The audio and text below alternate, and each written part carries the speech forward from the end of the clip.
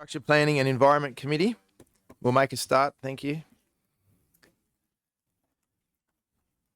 I advise that Council is now web streaming its standing committees and council meetings live to the internet, and as such, all those present should refrain from making any defamatory statements.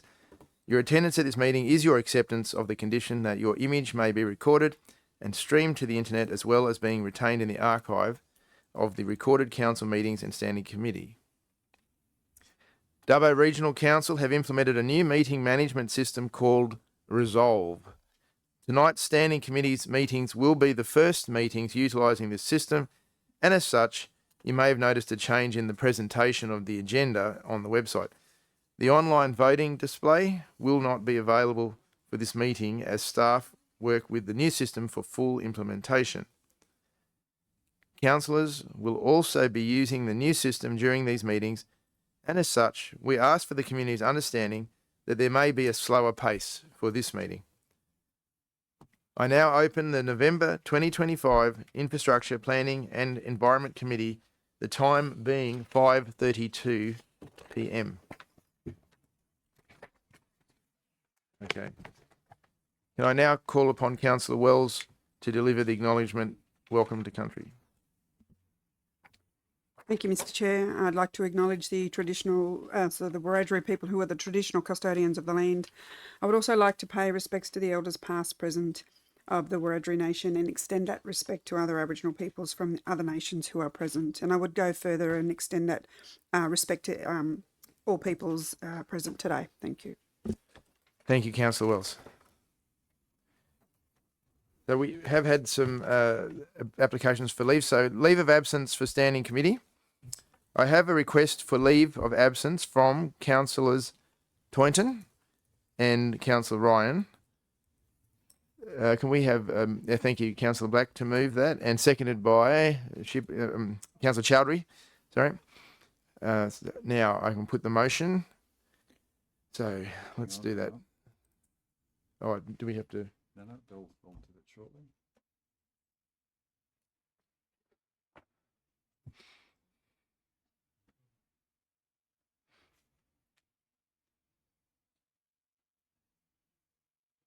There's a pop-up there, councils, on your screen. Yeah. Yeah. So you got to vote, mate. All right. So if we could now vote, councillors. And where's the result come up now? Is that up there? Okay. It's carried unanimously. Close the voting, yep. The next item on the agenda, 1.2, the conflicts of interest. Does anyone have a conflict of interest to declare? There being none, we'll move on to the next item. The IPEC reports from staff. The development activity summary. Do I have a motion? Councillor Wright, seconded by Councillor Chowdhury. Councillor Wright, would you like to speak to your motion? No, not for that one. Thanks, Mr. Chair. Any further debate, councillors? There being none, we will open the voting and we wait for the vote. Yep. Okay. Right. Here we go. Yep. Please vote. Thank you. We'll close the voting and declare the motion carried unanimously. Just wait. Oh, there's still, Mr. Ivy, Councillor Ivy.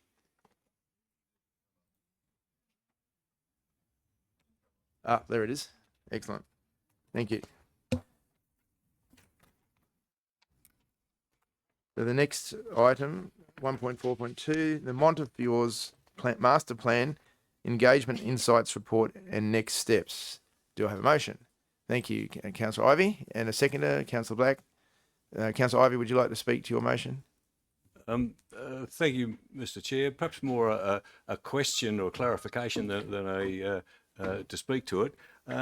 Could staff just outline the process? We've got this preliminary report, if you like, the precinct plan, which outlines what this type of development are, what type of development might be envisaged. We've also got a good document there that outlines all the potential constraints and the issues around topography and that sort of thing. And the comment there is that the water, sewerage, traffic and stormwater studies will feed into the development of a master plan. And could I just ask, at what level will that master plan be at? Will it have specific designs of the potential layout, for instance, of the of that development of that area? Does it have how many houses might be envisaged at different levels of intensity, high density, low density? Could we just have some explanation of what that master plan will look like that will then subsequently, as I understand, be presented for public display? To the CEO. Yeah, Mr. Jennings. Through you, Mr. Chair, the process that we've been embarking on with the Montefiores master planning process, we've done the early stakeholder consultation, obviously, which is here in the reports. What we are now embarking on is preparation of some detailed infrastructure servicing plans for the area. It's important that when we do undertake a master planning process, that we do have issues, like water, sewer, stormwater, traffic and the like adequately considered. Ultimately, early next year, what we will be presenting to Council for consideration is a draft master plan which basically takes into account the results of those infrastructure servicing strategies and also aims to start building the layers of what development could look like in that Montefiores area. Now, by this, what I mean is it will identify road corridors, it will identify how people can get around that Montefiores area where some changes might be required.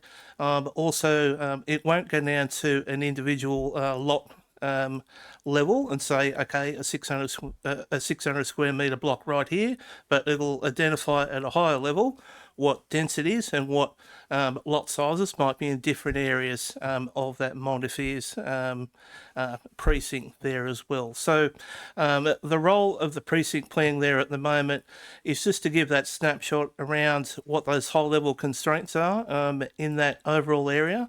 Obviously at Montefiores at the moment, it's a residential area. Then it's a large lot residential area and a industrial type area there as well. But yeah, so what councillors will be seeing early in the new year, is that draft master plan, which puts some more detail into how this area can develop, and then we'll look to do some more community consultation with that greater level of detail there as well. Perhaps just a follow-up question to that. So the master plan will come back to council. Presumably, the council will then endorse it. Will go out for public exhibition, and then those public comments will be taken on board for then development of a final master plan. Will that be so by the middle of the year or the end of the year? Is that what's envisaged? There will be a almost set in concrete master plan. To the CEO. Mr. Jennings. Through you, Mr. Chair. So, yeah, when we do provide the draft master plan early in the new year, it will be seeking council endorsement to go out again to the community, and it will be on public display, access through council's Your Say page as well. Obviously, we'll be doing some more community meetings and the like to explain what's in that draft master plan and also the process moving forward. Following completion of that process, any information from that consultation process, submissions and the like, that'll be wrapped up in a report and then provided back here for councillors to have a look at by mid-year, as you rightfully said, Councillor Ivey. Thank you. Councillor Kelly. Thank you. On page 15, I think it is, 15 of that report, the number of private dwellings in Montefiores is listed as 285, and the number of landowners surveyed is 9, which represents 3% of households. Could somebody just explain to me how that engagement process was communicated, and what do we owe that low rate of turnout? To the CEO. And throw to Mr. Jennings again. Through you, Mr. Chair, the project does have a dedicated Your Say page on Council's platform. We sent letters to landowners, all landowners in Montefiores as well, back in August when we started the consultation process. We had, I think the number is there, 62 people at our workshop events that we had there in Wellington as well. I acknowledge that, we didn't get a great buy-in with our survey at this early stage. It can be difficult when you're at the very high level conceptual stage to get that buy-in from community. But be rest assured, we do work hard in trying to get to as many people as we can. I've had quite a few conversations with landowners and with other people in that Montefiores area. They are aware of the project as well, and I think that for the next stage that they're waiting to see what some of that detail could look like as well. So hopefully we will get some that greater level of buying when there's more detail in the next stage. Further debate, councillors, with Councillor Wright. Thanks, Mr. Chair. It's just with respect to a bit of crossover, I suppose. Obviously, there's been a fair bit of interest in the I suppose the regional housing strategy, or the which was actually undertaken by Hill PDA, and I see this one's done by Delos Delta, and I can see on page 7 of the report there's a reference to the draft of our regional housing strategy, so some engagement insights, but which is still open, obviously, the regional housing strategy till the end of the month, but just wondering how much of that information was able to be shared between maybe those two entities. Obviously, there's still a lot of feedback, I'd hope, over the next few weeks that might come in on that draft regional housing strategy that might also then be utilised for the Montefiores master plan. I'm just wondering how much of that information crosses over and whether it's worth hanging on to. So if there's fresh information that could be provided from community. To the CEO. Mr. Jennings. Through you, Mr. Chair, definitely, most definitely. So the regional housing strategy is on public display until the 8th of December as well. But just to explain the difference between the regional housing strategy and the master plan, the housing strategy has that 20 to 30 year outlook about what our region's going to need and in respect of housing and how we can provide that housing. The master plan goes to the next layer down in terms of detail, starts to put some more detail into that Montefiores area about how we can translate that into development and into housing on ground in that regard as well. So, but yeah, plenty of synergies. Given that the grant that we did receive for the Montefiores master plan and the timing, the reason why we had to move and keep moving forward with the Montefiores project right now is basically grant related in that regard. So usually how you would attack a project like this, the regional housing strategy gets set in stone, obviously there, and then that next layer down of detail starts to develop over time. But yeah, these two are sort of piggybacking each other in that regard. Any further debate, councillors? There being none, Councillor Ivey, did you wish to write a reply? No, thank you, Mr. Chair. Okay, so let's put that to the vote then. The voting's open.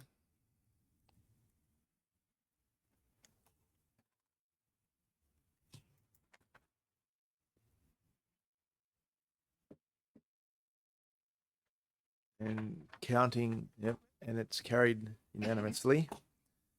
I close the voting. The next item on the agenda is the 1.4.3 Planning Proposal R25-005, advertising structures in the E4 General Industrial Zone.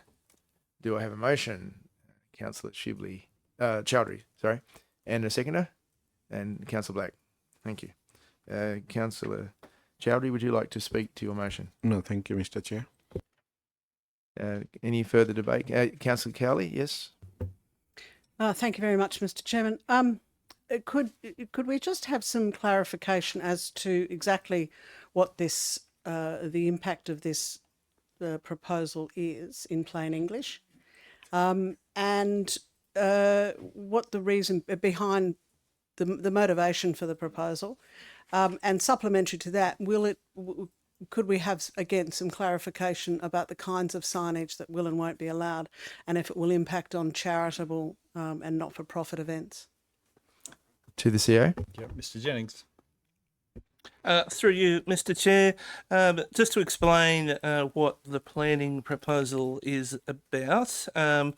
For business signage, the vast majority of lands in our local government area, businesses are allowed to advertise their own business on their own block of land. As well, so that can be what they do, how they do it. Any supplier that they have that that helps them out with that business as well. So what this planning proposal is about, the E4 general industrial zone. So that's out near the airport. It's that Depot Road, Janelli Road area, Mountbatten, Douglas Mawson. And also land along the Mitchell there. Sorry, not on Mitchell, but that land for the industrial area at Wellington. It actually allows advertising structures. So where there's a point of difference, an advertising structure does allow a landowner to advertise a business or product which is not undertaken on their land. So just for that example, to say at my house, if I don't have a McDonald's restaurant, I could have a sign which said McDonald's. So it's the only zone in our local government area which currently allows off-site advertising in that regard. Where it come about, the state government back in 2021-2022 did, through the standard local environmental plan process, did change commercial and industrial zones, and this provision was actually added to our local environmental plan by the state government at that time as well. So over time with our local environmental plan, we haven't permitted advertising signs or advertising structures. We've just permitted business identification signs, which is that business or activity that's happening on that site can only be advertised on that site where it's actually happening. Just for the last question there as well, in terms of impact on any community events and the like as well, signage for community events and the like can occur and continue to occur. They're actually, the vast majority of those are exempt or classified as exempt development as well. So this proposal won't impact community events and community signage and the like in that regard. And just to be clear, so this is going back to what has been a long-held policy setting of the then Dubbo City Council before the mergers. So business as usual in reality. Thank you, Mr. Chair. No. Yes, Councillor Dickinson. And just for clarification there, through you to Mr. Jennings or whoever wants to take it, the existing signs that are there, the billboards that aren't on that industrial land now, presumably the existing use rights will carry over. So those signs that are already in existence, not many of them, but there are some around the outskirts of Dubbo, not as many as Coonabarabran, which has got a string of signs going in, but those will all still remain and it won't affect those because of the existing use rights will be the way I would understand it. Mr. Jennings. Through you, Mr. Chair, short answer, yes, Councillor Dickinson. So for signs that do have a development consent, or for signs that were actually erected prior to development consent being required, that would definitely be the case. Councillor Wells. Thank you, Mr. Chair. This may not be related, but I'm just really curious about how it impacts visiting things like circus and the signage that they put up. Is there any impact to them? To the CEO. Not if they do it in accordance with the rules. Is that a consistent methodology? No. For circuses. Mr. Jennings, any further comments? Yeah, so with temporary events like circuses, there is a certain period of time before the event where they can advertise on private land, and also some period of time after the event for the signs to be removed. Anything further, councillors? Okay, there being no further debate, we can start to open the voting. You cast your votes. And we declare it carried unanimously. The next item is Sheraton Road Reconstruction Project Update. Do I have a motion? Thank you, Councillor Kelly. Is that your hand up, Councillor Kelly? Was that a yes? Yeah, okay. And the seconder, Councillor Richardson? Yep. Okay, Councillor Kelly, would you like to speak to your motion? Not speak to it, but ask some questions, or a question in particular.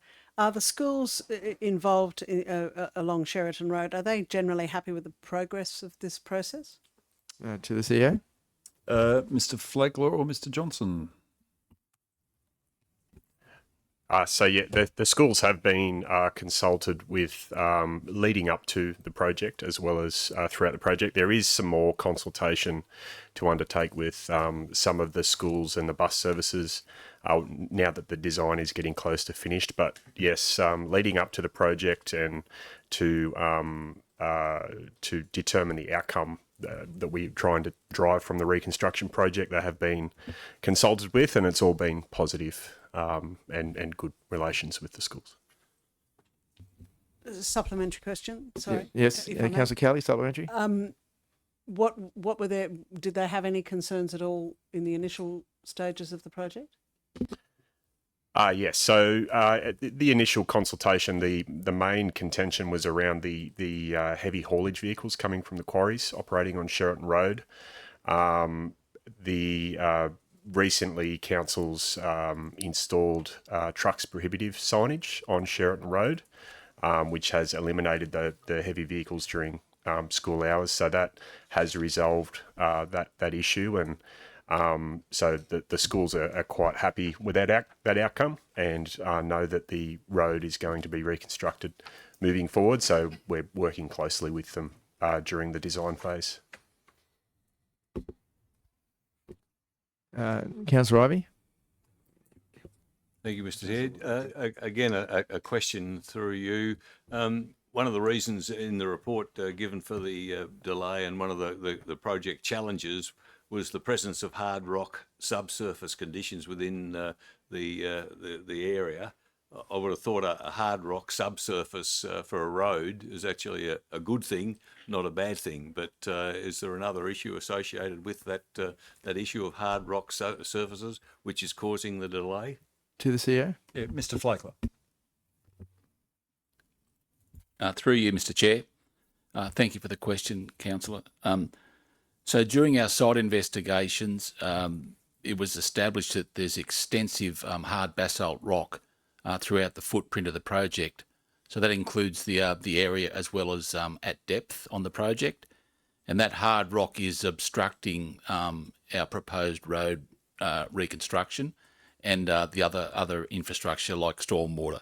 So that rock has to be excavated, and we'll be probably employing expert contractors in to help us with that. And Councillor Wells, yep. Thank you, Mr. Chair. Just in relation to the temporary footpath that's along Sheraton Road, I'm just curious about whether it will be upgraded from the current bitumen footpath. Okay. To the CEO? Mr. Johnson. Through you, Mr. Chair. So the temporary footpath was constructed as bitumen originally to with foreknowledge that would be reconstructed as part of the project. So the proposal, as part of the Sheraton Road reconstruction project, the proposal is to replace that bitumen footpath with concrete once the final levels are established. Yeah, And if I could just add, so that working with the schools on the issues around Sheraton Road is where the need for the temporary constructed cycleway came from, because we had kids, as the growth down in that South Lakes area, kids were riding up a very narrow channel between that sort of cutting and the bluestone. So that was a response, and working with the schools about what the needs were in that area. Councillor Chowdhury? Thank you, Mr. Chair. I have a question through you that is that the part of Southern Distributor? And if staff can give a little bit update of the Southern Distributor. Thank you. To the CEO. No. Councillors may or may not recall there was a decision not to proceed with Blue Ridge Link Road number 1, which could have been incorporated as part of the ultimate Southern Distributor, which would have an entry off the Mitchell Highway further out than the existing entry into Blue Ridge. Might just throw to Mr. Ryan in terms of that detail. Thank you, and through you, Mr. Chair, the works that excuse me. The works that are included in this package of works it's a renewal basically, so it's what's there at the moment. So there is further investigation going on in terms of the distributor road. So that's where it cuts through the back of Blue Ridge and then out to the highway. We're still working on the design component, particularly around the intersection side of that. But these works that we're talking about here is purely, you can call it from the quarries, following Sheridan Road all the way through to the highway to the 4 lane. So it goes from that 2-lane section into the 4-lane section opposite where the schools are. So that's where these works are. That other bit, that's going to be future works for us. We switched priorities when we were looking at the haulage routes there. So we had community consultation and there was some concerns about the performance of the road network through the business park, as well as the intersection treatment that's out on the highway at the moment. So that changed our way of thinking in terms of we'll continue to have Sheridan Road as the haulage route with those truck limitations, particularly in the school zones. But ultimately, that distributor road will get constructed and that will be part of the distributor road in the future. But this is about purely upgrading and doing the renewal for Sheridan Road. Anything further, councillors? There being none, I put it to the voting. Please cast your votes. We declare it carried unanimous. Next item, 1.4.5, State Significant Development, SSD-975472201, Hampton Park Solar Farm and Energy Storage System. Council's response to Secretary's environmental assessment requirements. Do I have a motion? Councillor Ivey. And a seconder, please. Councillor Chowdhury, yep. Councillor Ivey, would you... Oh, actually, no, we just go straight... Sorry, yep. I will now call upon Registered Speaker, Mr. Peter Dwyer. You have 5 minutes to speak. When you have 30 seconds remaining, you will hear a bell, and at 5 minutes, you will hear the bell multiple times. The microphone will be turned off, and you will conclude speaking. Gallery members should refrain from any disruptive behaviour, including clapping or jeering. Thank you, Mr. Dwyer. Thank you, Mr. Chairman and councillors. Thank you for the opportunity to speak to you tonight on behalf of the Stop Hampton Park Group, representing residents for the Ben Cubman Estate and surrounding area. We appreciate the Council's willingness to include our community submission alongside your own response to the scoping report for Hampton Park Solar and Energy System. The submission, councillors, a 23-page submission, which I hope you've all studied very closely, was put together by local residents in their own time and without professional resources, because we care deeply about the future of our community. We want to highlight several areas where we believe the proponent's assessment does not fully reflect the realities we face. Firstly, there is a real concern about the lack of long-term planning for Dubbo with projects so close to the city. There is no 40 to 50-year plan that considers how industrial scale development so close to town could limit future planning, including housing, and constrain Dubbo's ability to grow in line with community needs. We ask Council to consider how decisions made now could affect Dubbo for generations. We are also concerned about the use of Ben Cubman Drive for construction and operational traffic. This road is currently used by families, children, and the community. Introducing heavy industrial traffic would create safety and amenity challenges. They are simply not compatible with residential life. The site contains threatened ecological communities and species, and we believe the scoping report does not fully acknowledge the potential for long-term environmental impacts. The estate has 2 roads, Bencubben Drive and Currajong Drive. The naming of Currajong Drive is not a coincidence. Maintaining the aesthetic character of this rural location is not compatible with solar arrays. The physical and mental health impacts of this uncertainty and potential disruption are growing in our community. While the proponent has undertaken some engagement, over 90% of surveyed residents oppose the project, and many feel their concerns have not been genuinely considered. While the proponent has undertaken, sorry, I've already been through that bit. I'd also like to mention a recent fire emergency in Bencubben Estate, which occurred less than 24 hours ago. Thankfully, the incident was managed without major harm, thanks to the RFS. But it serves as a timely reminder of the risks associated with placing energy storage so close to residential areas. If the wind that we encountered today had been present last night, the situation would have been far more complex for both residents and emergency services, with escape routes overland blocked and obstructed by 8-foot-high fences.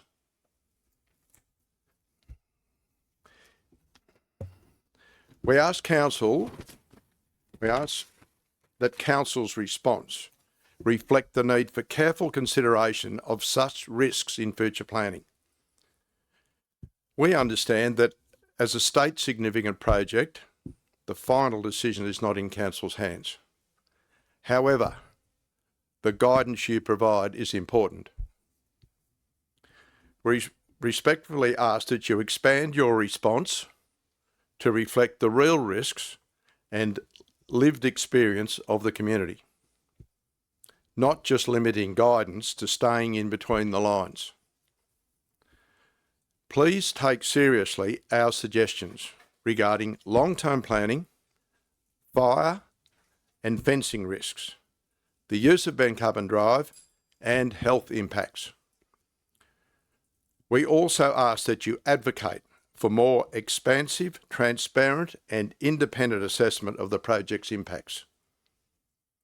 In closing, we believe the scoping report underestimates the potential impacts on Dubbo's future growth, community safety and wellbeing. The risks to biodiversity, land use, community amenity and future planning are substantial. We want to acknowledge that this submission has been prepared to the best of our knowledge and recollection of events. Thank you, Mr. Dwyer. We appreciate your comments. Thank you so much.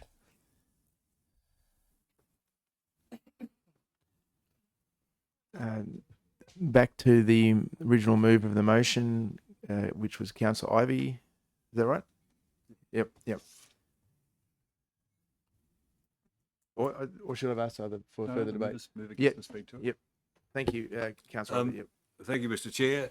Following on from Mr. Dwyer's points that he raised, can I just seek some sort of clarification or surety, perhaps, that that some of the identified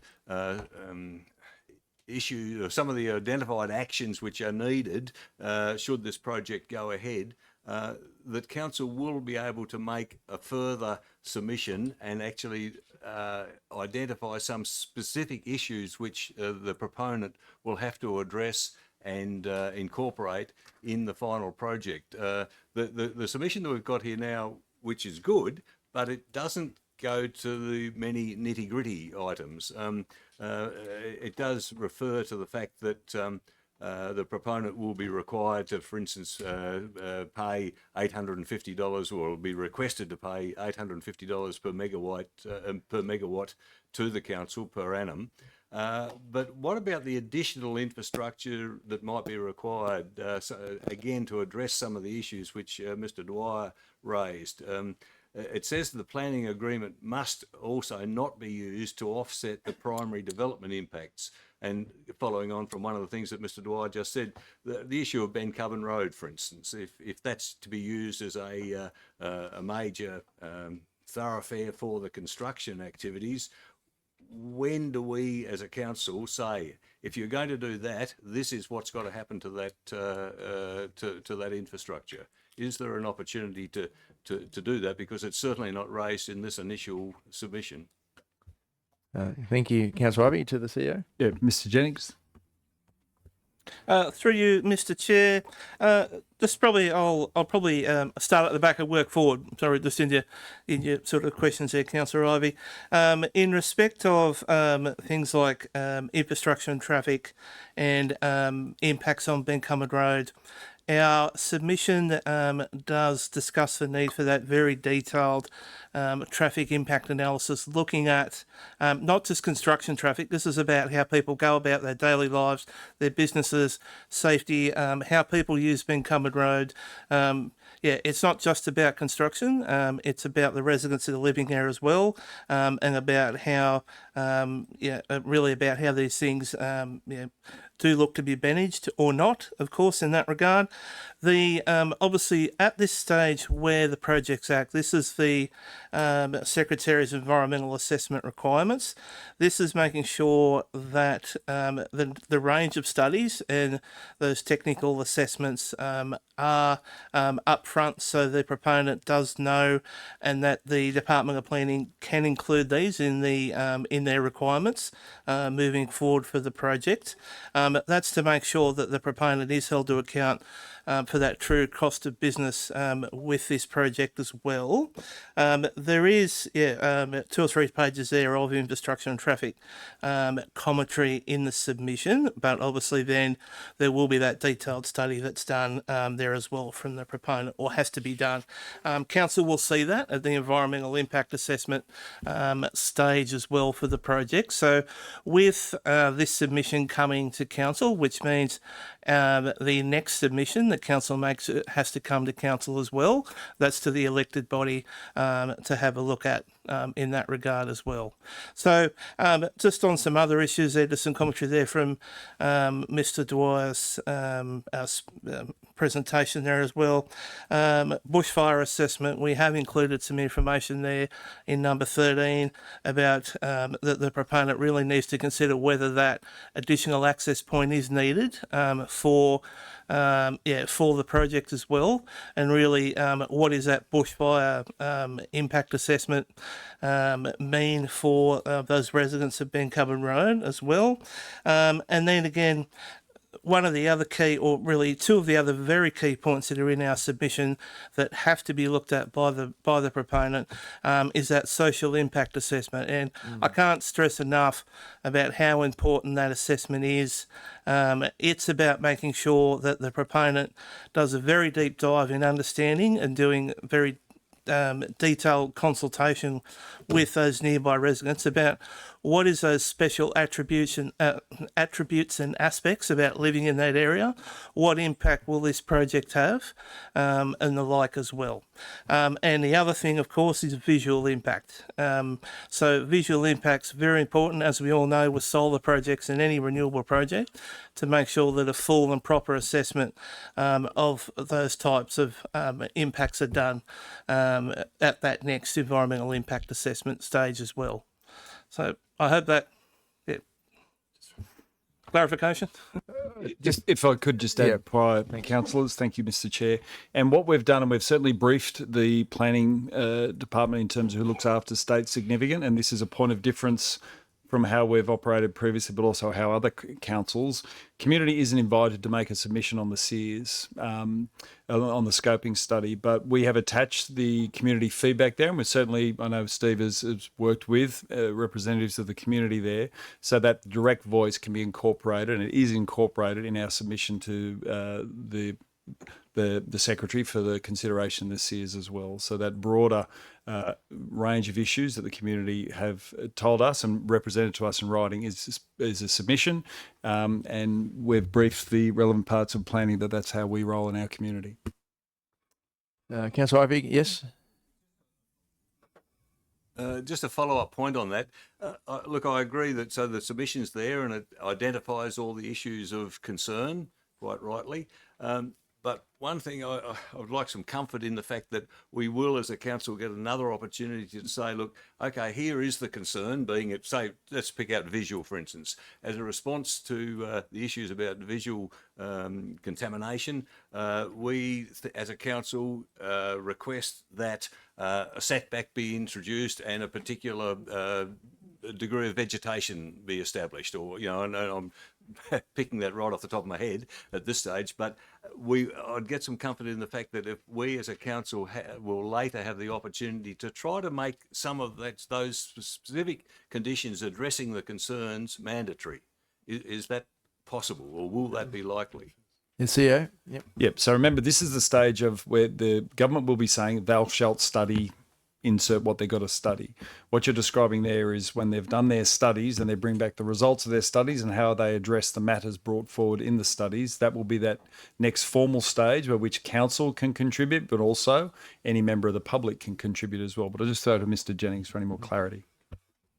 Yeah, through you, Mr. Chair. Thanks, Mr. General Manager.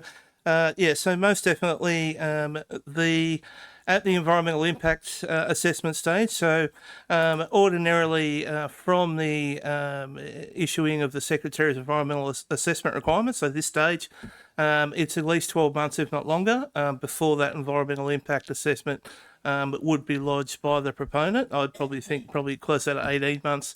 Just with the range of studies and works that have to happen there as well. But in saying that, at that environmental impact assessment stage, that's when we do have that greater level of detail as to what they've looked at and have they looked at things properly.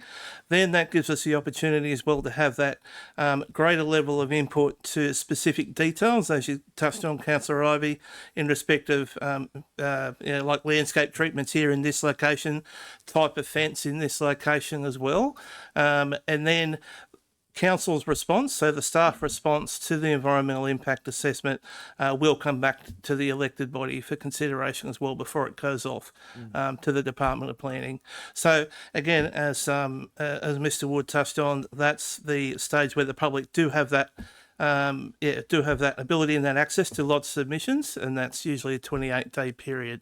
So we do acknowledge that, for projects that go over a number of years, the public doesn't have a lot of time, and even council, to input in a process like this.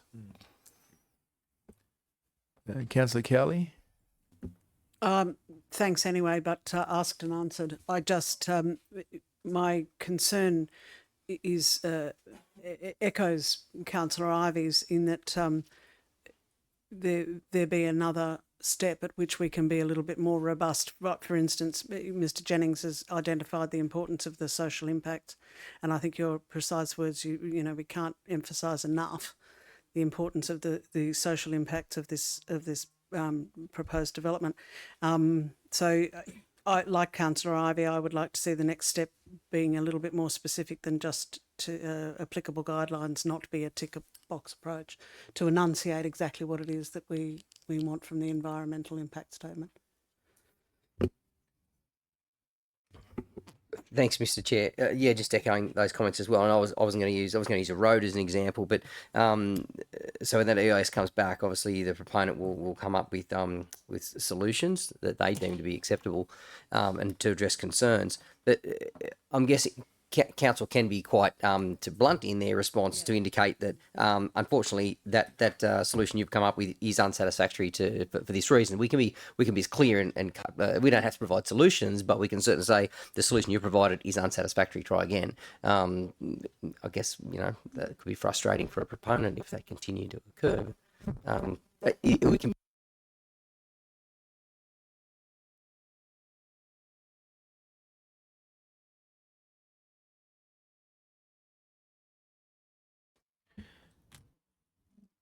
Thank you. It's working.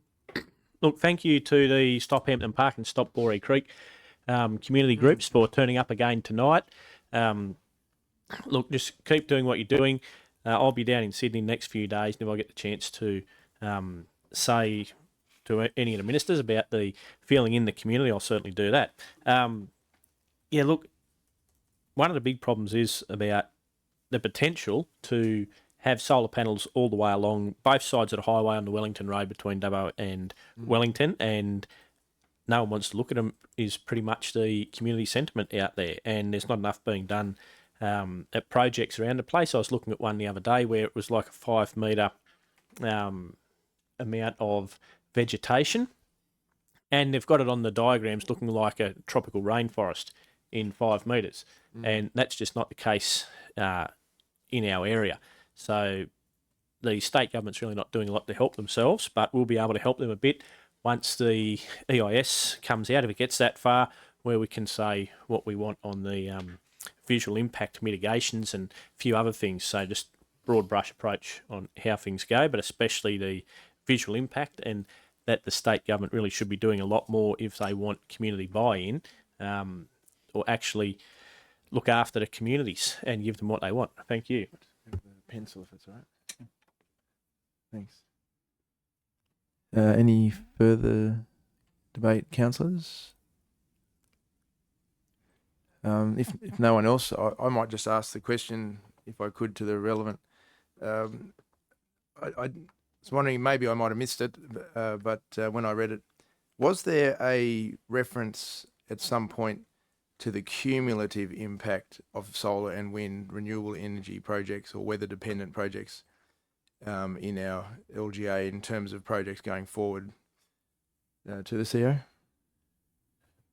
There's bodies of work being done by the state government, and it's not just in resolving about renewable projects that are RES related, i.e. plugging into the new transmission, but also the ones that have that legal right to have a crack at plugging into the essential energy network or the transgrid network, but also the cumulative impacts of other major projects such as the Australian Strategic Materials, Toongai project.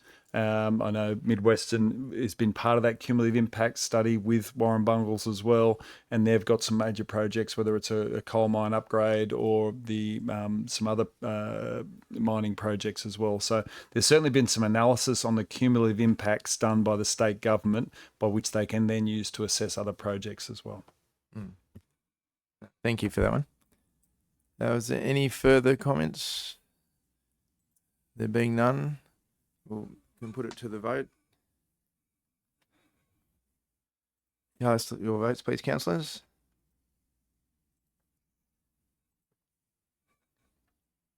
And we declare it carried unanimously. Move on to the next item.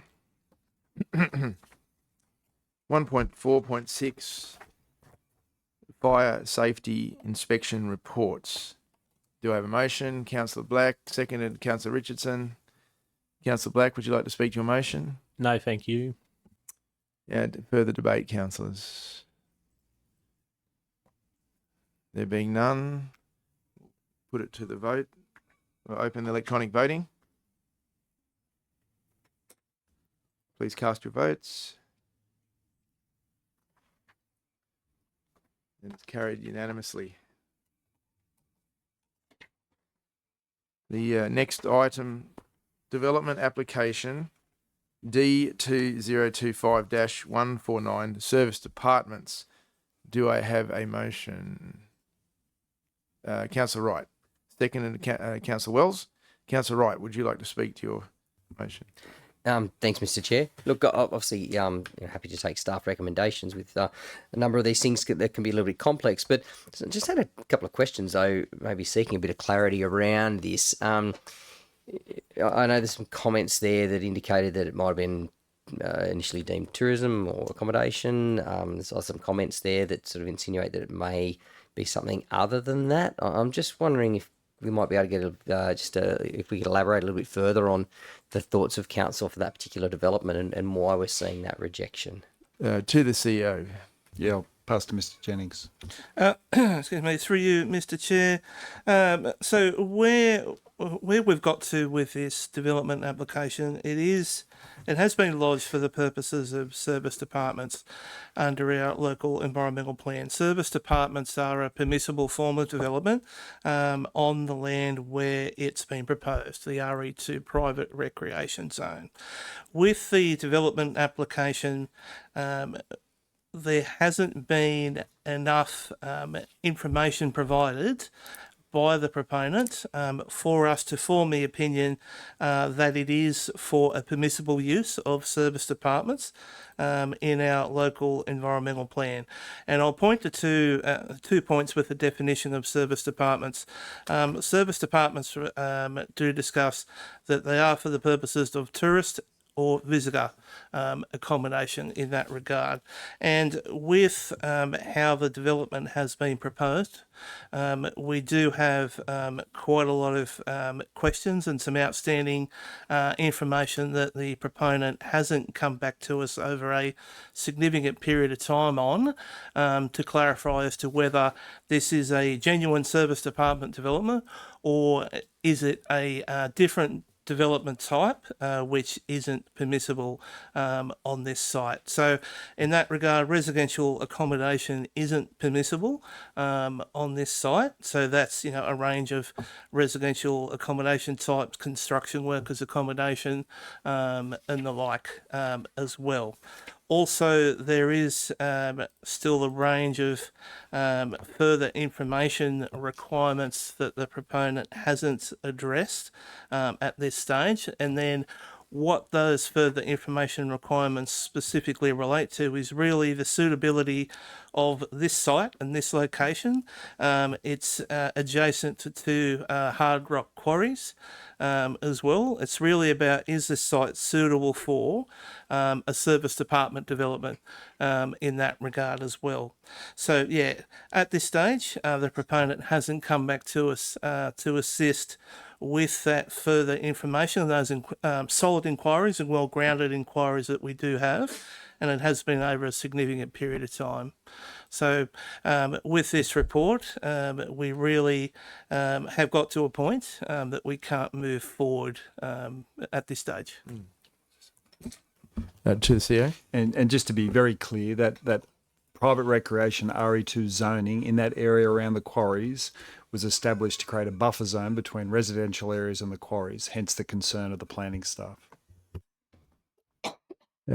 Councillor Ivey. And just to perhaps clarify for those watching who might say, but it's just a good 3-iron shot away from the squadron development that's envisaged, the same sort of thing. But again, to clarify that is because the zoning is different. Is that right? To the CEO. Mr. Jennings. Through you, Mr. Chair. So yes, so the zoning of where the squadron construction workers accommodation project is approved is R2 low density residential. With construction workers accommodation, there's a state policy for housing which does regulate the permissibility of those types of developments. And just to clarify as well, the RE2 private recreation zone isn't one of those zones where construction workers accommodation can be regulated by that state policy. Further debate, councillors? There being none, we'll put it to the vote. Please cast your votes. And that, yep, carried unanimously.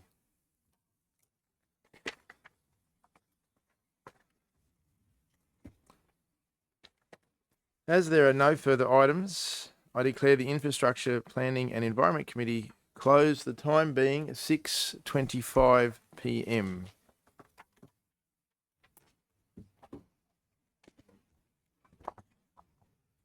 Now, does that stay there or? I know you take your. Yep. Okay. Because Good point. I'm not sure.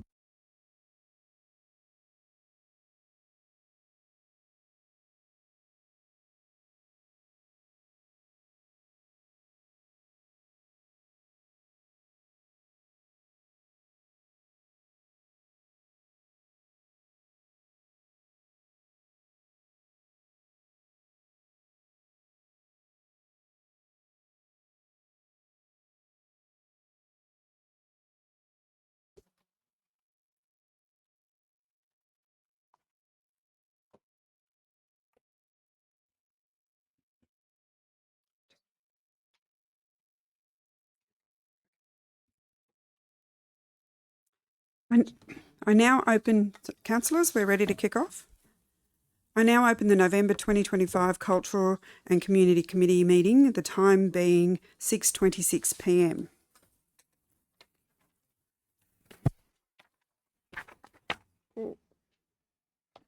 Bear with me while we get the tech right.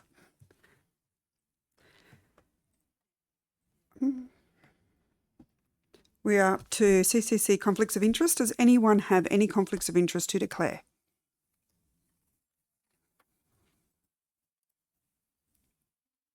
There being none, we move on. We don't vote for that. We vote. No conflict. You got it's clunky, sorry. Moving on to 2.4.1, Macquarie Regional Library Strategic Plan 2026 to 2029 public exhibition. Do I have someone to move the motion, please? Councillor Ivey. Do I have a seconder? Councillor Chowdhury.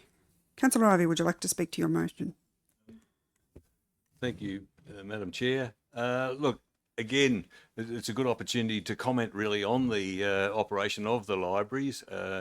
Obviously, the strategic plan from 26 to 29 deals with the issues which must be considered in maintaining the operation of those libraries. But if I could just probably paraphrases what I think the strategy plan is, that it's really it's steady as she goes. The old expression, if it isn't broken, don't fix it. The library, just look at some of the figures of the number of visitors and the number of loans, which are documented in a later item for this committee meetings tonight, a testament of the fact how successful and how well regarded the libraries within our community is, and that I think this strategic plan again identifies the issues which have got to be looked at and maintained, but it really is an endorsement, I think, of the management and operation of the library as they have been over the last few years. So thank you. Thank you, Councillor Ivey. Do I have it? Yep. Councillor Cowley. Thank you, Madam Chair. I just would like to endorse what Councillor Ivey has said in terms of championing the cause of our libraries, and also I think this plan is, and being on public exhibition, is a wonderful opportunity to call out the fact that we have these so many centres and so many touch points with the community across the Narromine, Warrumbungle and Dubbo Regional Council Shire areas. And the service that our libraries provide to those communities is invaluable, and again it goes to the importance of our libraries and the importance of council in providing those sorts of services to make our community more livable. So I was very fortunate to be at the library the other night for an author talk. We get some wonderful events there, to see the different demographics that go through our libraries, from mothers groups and children right through to our senior citizens using it for all the kinds of different resources that are available. Fabulous, and more power to them all. Thank you, Councillor Cowley. Are there any further questions or debate? Going back to the mover, Councillor Ivey, would you like a right of reply? No, thank you, Madam Chair. Thank you. With that, we will go to voting. Do I got to do anything here? There it is. Okay.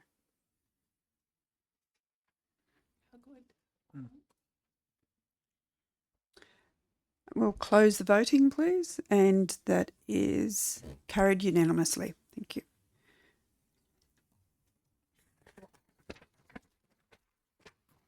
Probably more clunky to turn the page. Okay.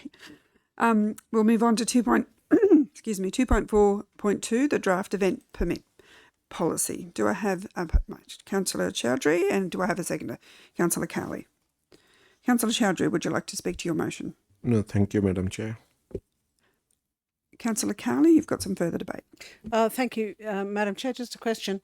The report indicates that it was prompted by feedback.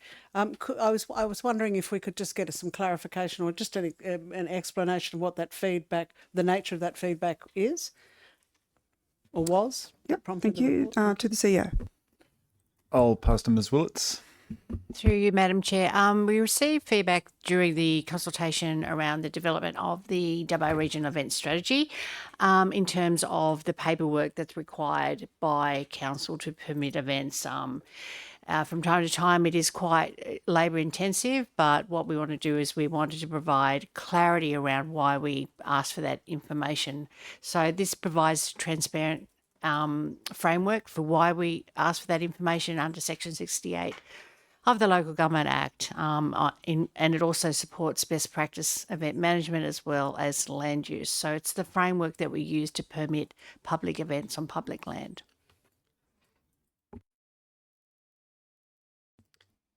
Thank you. Are there any further questions, comments or debate? As there are none, I will go back to the mover, Councillor Chowdhury. Okay, thank you. With that, we will move to voting.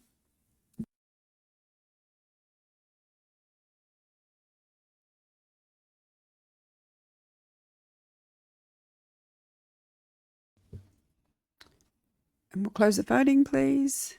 And it has been carried unanimously.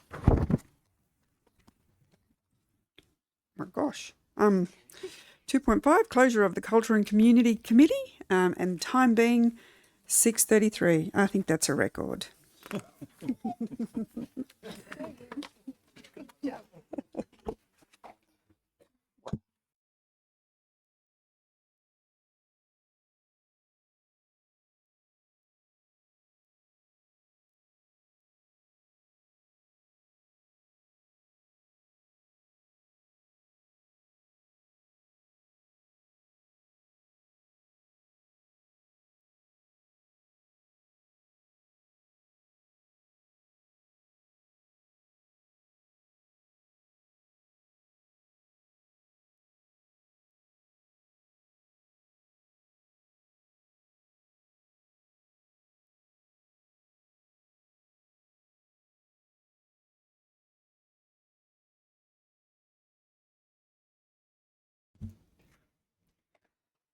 I now open the November 2025 Corporate Services Committee meeting, the time being 6:34 p.m.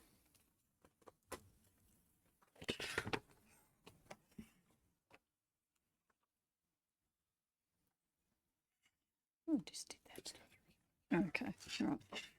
Item 3.2, are there any conflicts of interest? Yes, Councillor?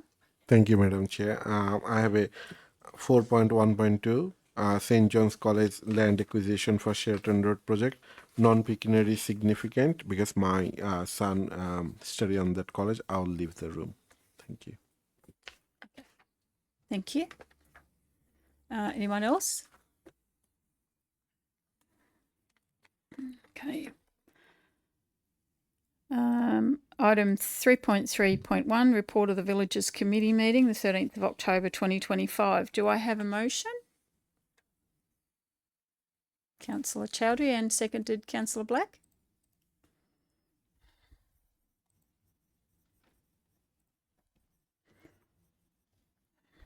Councillor Chowdhury, would you like to speak to the motion? No, thank you, Madam Chair. Any further debate?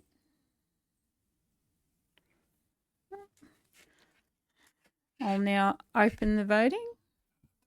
Oh. That's all. Okay, cool. Oh, they do it.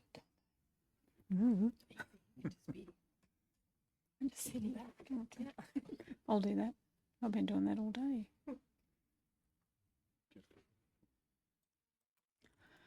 Okay, I'll now close the voting and declare that motion carried unanimously.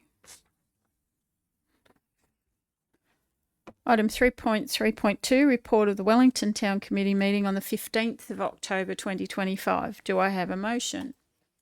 Councillor Ivey, seconded by Councillor Chowdhury.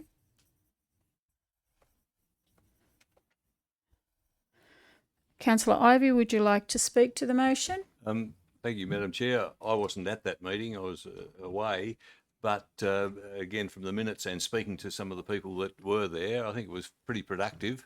And certainly it was the opportunity to canvass a whole lot of issues, which, bring them out and put them on the table, which was very good. I think the proof of whether or not that's successful is the follow-up and some of the implementation of some of the suggestions. But that's the challenge before us. Certainly I think that town committee is working very well. Any further debate?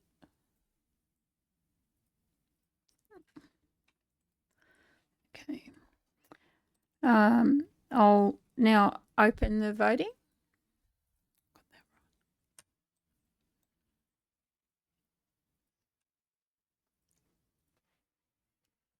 I'll now close the voting and the motion's passed unanimously. Item 3.3.3, report of the Audit Risk and Improvement Committee meeting on the 20th of October 2025. Do I have a motion? Councillor Chowdhury, seconded Councillor Wright.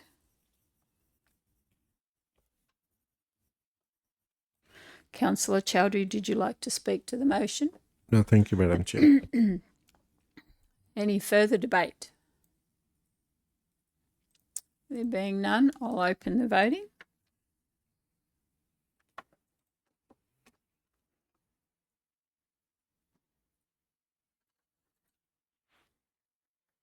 I'll now close the voting and carried unanimously.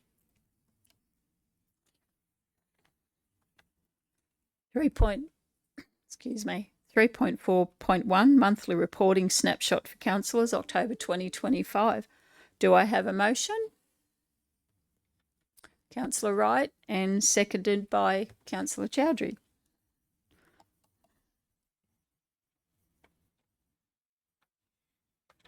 Councillor Wright, would you like to speak to the motion? No, thanks, Madam Chair. Any further debate? Councillor Ivey. Thank you, Madam Chair. Just to highlight a couple of, or two or three issues from that report.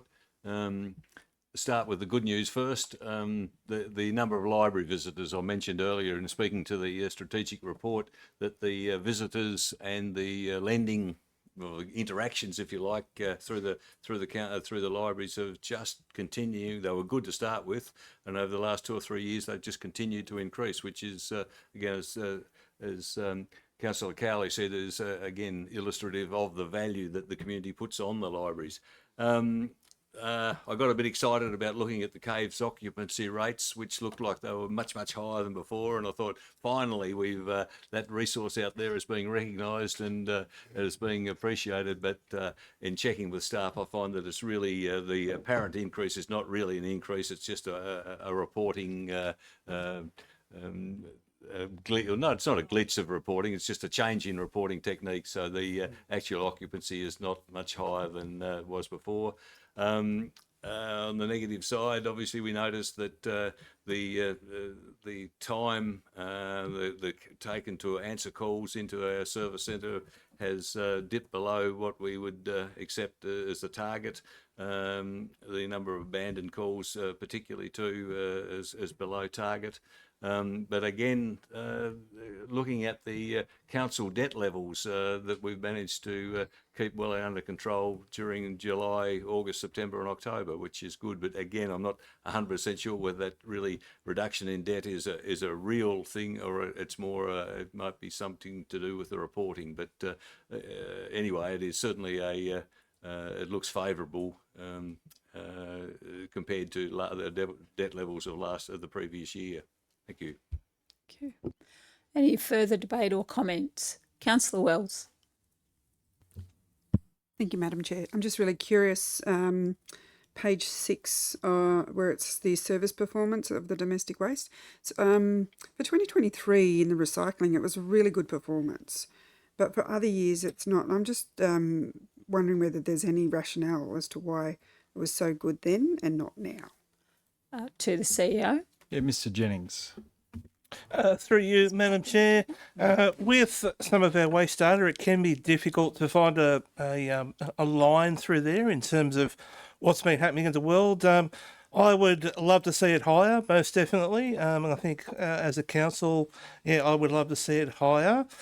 Sometimes as well with some of the data, I think we have seen a very good uptake of the return and earn and the container deposit sort of system over time. It has taken some of that load out of the recycling figures, and I know it was a little bit earlier, but I think as a community that we are definitely catching on and moving forward there as well. But yeah, most definitely would love to see it higher, and yeah, please encourage your family members and community to keep their eye on that yellow bin. Any further debate or comments? Councillor Chowdhury. Thank you, Madam Chair. I just make a comment like a Davao Regional Airport doing really well, I can say, and I would also encourage to the community. Currently, they are doing some survey, so make sure people put the surveys. So what they require, because I receive few phone calls and comments like people want more like a cheap flights from Davao, more promotional things. So hopefully, if they put through this survey, it will be come out and council can lobby that one. Thank you. Any further comments or debate? There being none, I'll open the voting.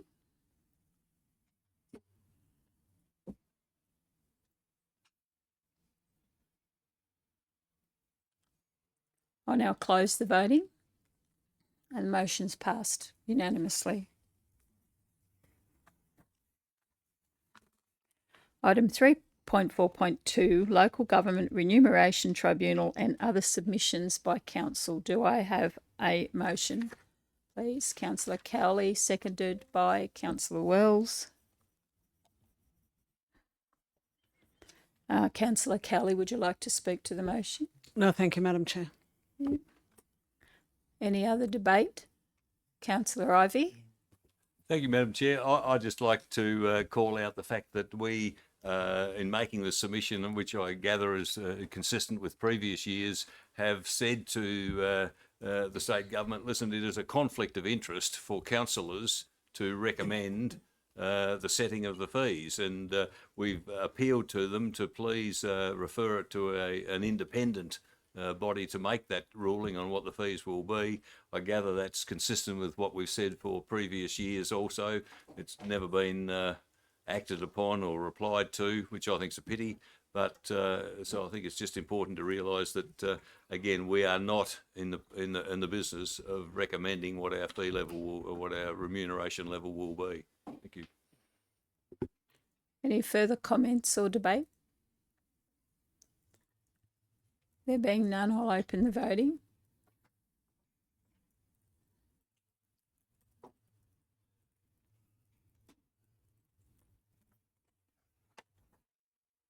I'll now close the voting. I declare the motion carried unanimously. Item 3.4.3, Ordinary Council Meeting of March 2026. Do I have a mover? Councillor Butler, seconded Councillor Wells.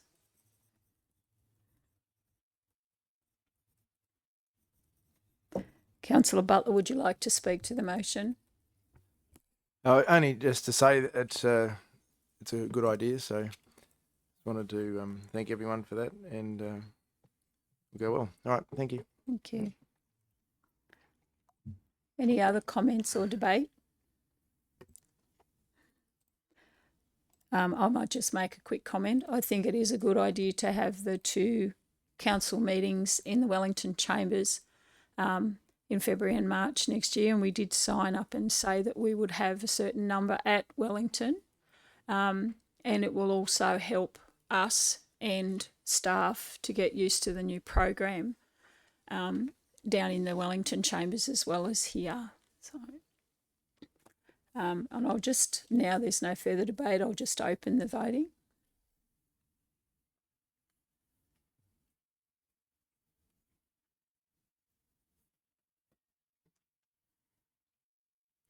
I'll now close the voting. And the motion's passed unanimously. Next items for consideration are deemed to be confidential. Under Section 10A of the Local Government Act, the next items being 4.1.1, 4.1.2, 4.2.1 have been identified as likely to be discussed in a closed session of Council. Can I now have someone move us into confidential session to deal with the confidential item? Councillor Cowley, seconded. Councillor Butler.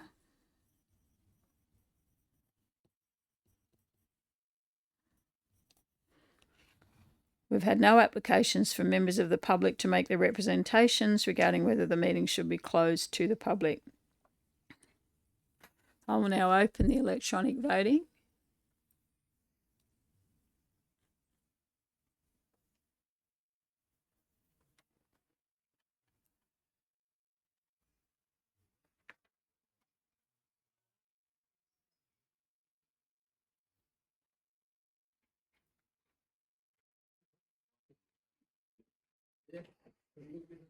Could be in your notes, yes.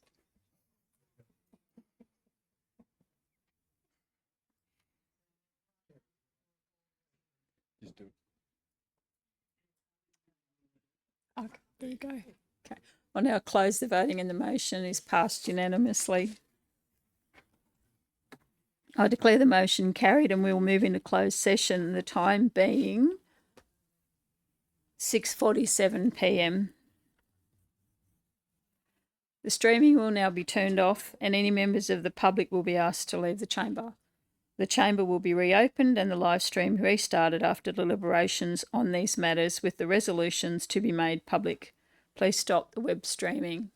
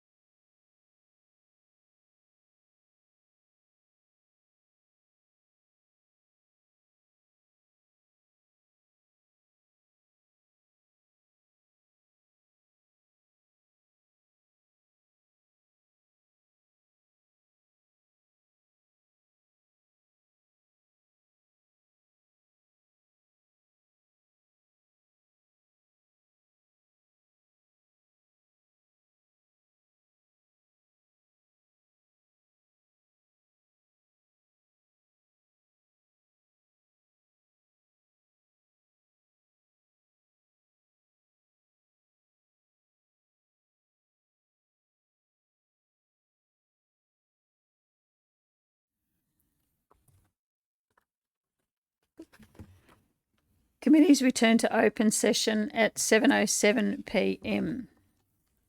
Welcome back. I'll now ask the Governance Officer to play the resolutions from the confidential session.